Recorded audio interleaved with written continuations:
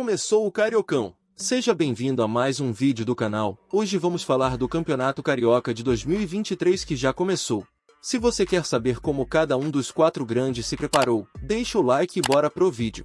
O campeonato desse ano mantém a mesma fórmula de disputa dos últimos 3 anos, ou seja, será disputado entre janeiro e abril, com formato dividido em primeiro turno, Taça Guanabara, semifinal e final. Os 12 clubes jogam entre si, e os 4 melhores vão para as semifinais da competição. A semifinal será disputada em jogo único, nos confrontos entre o primeiro e o quarto colocados, o segundo e o terceiro colocados, com vantagem do empate do time de melhor campanha. A final será em 2 partidas, sem vantagem para nenhuma das equipes. O campeão sai nas finais de 2 e 9 de abril. Na primeira fase, apenas os clássicos terão VAR. Nas semifinais e finais, em todos os jogos, a expectativa é por uma disputa mais equilibrada em relação a 2022, quando o campeão Fluminense e o vice Flamengo levaram vantagem sobre a então recém-iniciada SAF do Botafogo e um Vasco pré-SAF. O atual campeão, o Fluminense, chegou otimista devido à boa campanha no último Campeonato Brasileiro, onde conseguiu uma vaga para a fase de grupos da Copa Libertadores. O tricolor manteve a base do time e também o técnico Fernando Diniz, e trouxe alguns reforços para compor o elenco: o goleiro Vitor Eudes, o lateral direito Guga, o zagueiro Vitor Mendes, o lateral esquerdo Jorge, o meia Lima, o meia atacante Giovanni Menso e o atacante Keno. A grande estrela do tricolor das Laranjeiras é o atacante argentino Germancano, que foi o artilheiro do futebol brasileiro em 2022 com 44 gols marcados. O camisa 14, inclusive, foi decisivo na campanha do título no ano passado, marcando os 3 gols do Flusão nos 2 jogos. Se Cano mantiver a pontaria, tem tudo para ser novamente um dos grandes artilheiros da temporada novamente. Aliás, se você quer saber quais são os principais candidatos a maior goleador do Brasil em 2023, nós temos um vídeo sobre isso no canal, dá uma olhada, o link tá no card. Voltando ao tricolor, o ponto forte da equipe é a base do time e o técnico Fernando Diniz, um dos principais responsáveis pela boa campanha do ano passado. O ponto fraco do time é o lado esquerdo, que já foi problema no ano passado, e para resolver, o clube trouxe o lateral esquerdo Jorge, que chega para ser titular, mas ainda há dúvidas sobre o futebol que pode apresentar,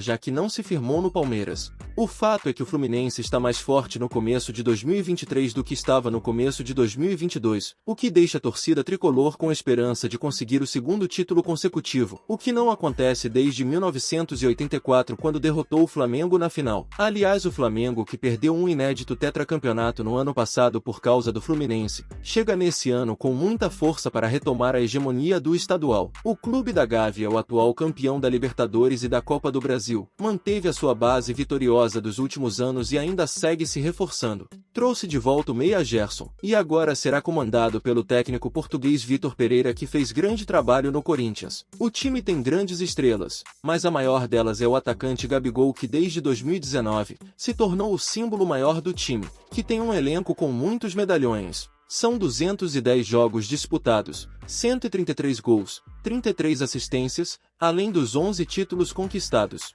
O ponto forte do rubro-negro é o entrosamento do elenco, que tem como base os jogadores consagrados em 2019 e que se consolidaram nas temporadas seguintes com outros títulos. A qualidade do material humano à disposição e a chegada do técnico Vitor Pereira são outros pontos que tornam o Flamengo competitivo. Já o ponto fraco é que, com as decisões da Supercopa, Mundial e Recopa já no radar, o Carioca não se torna a prioridade imediata do clube. Não à toa, o time começa sem o elenco principal nas primeiras rodadas. O Botafogo também vai fazer os primeiros jogos com uma equipe sub-23, enquanto o elenco de Luiz Castro se prepara. Embora a competição não seja encarada como um grande objetivo, a expectativa é fazer um bom papel. O time da Estrela Solitária vive uma nova realidade desde que virou SAF, bateu na trave na disputa por uma vaga na Libertadores, teve uma mudança de patamar em relação ao último estadual. Até agora, no entanto, apenas 3 reforços foram anunciados oficialmente: o volante Marlon Freitas, o zagueiro equatoriano Segovia, ex-Independiente Del Valle, e o atacante Carlos Alberto, ex-América Mineiro. O craque do time é Tiquinho Soares, que chegou há pouco tempo, mas já caiu nas graças do torcedor alvinegro ao ser um dos protagonistas na arrancada do time na segunda metade do Brasileirão de 2022. Foram 6 gols marcados em 14 partidas, 5 deles em vitórias. O ponto forte é que o Glorioso se estabeleceu na reta final do Brasileirão com um bom trabalho no meio-campo, defesa sólida, liderada por Adrielson, e uma transição ofensiva bem feita. O ponto fraco do time é o fantasma do ano passado, a construção ofensiva. Quando precisou controlar as partidas e dominar os adversários, teve muita dificuldade e isso acabou custando a vaga na Libertadores, como na derrota para o Cuiabá, por exemplo. Quem seguiu o mesmo caminho do Botafogo e virou SAF foi o Vasco da Gama.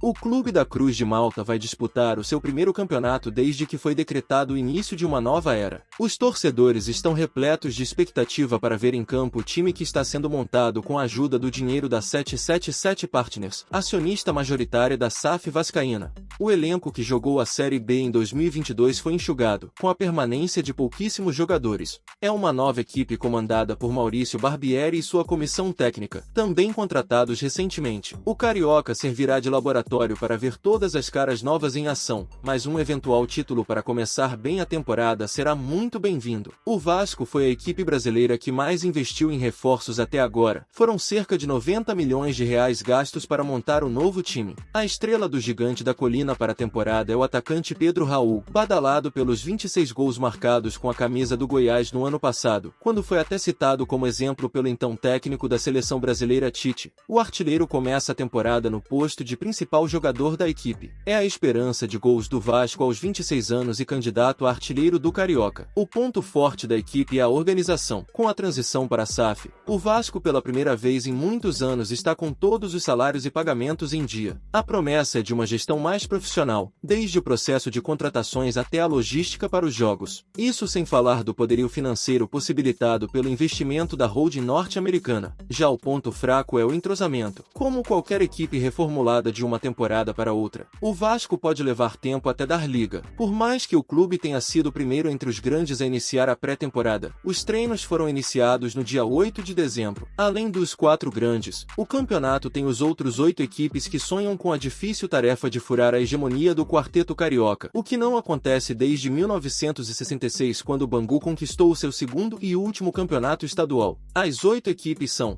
o próprio Bangu, Audax Rio, Boa Vista, Madureira, Nova Iguaçu, Portuguesa, Resende e Volta Redonda. Agora que você já está bem informado sobre os participantes do Campeonato Carioca, deixe nos comentários quem você acha que vai ser o campeão de 2023. E se você quer saber tudo sobre o Paulistão, dá uma olhada nesse vídeo aqui no card. Lá nós falamos tudo sobre a edição desse ano.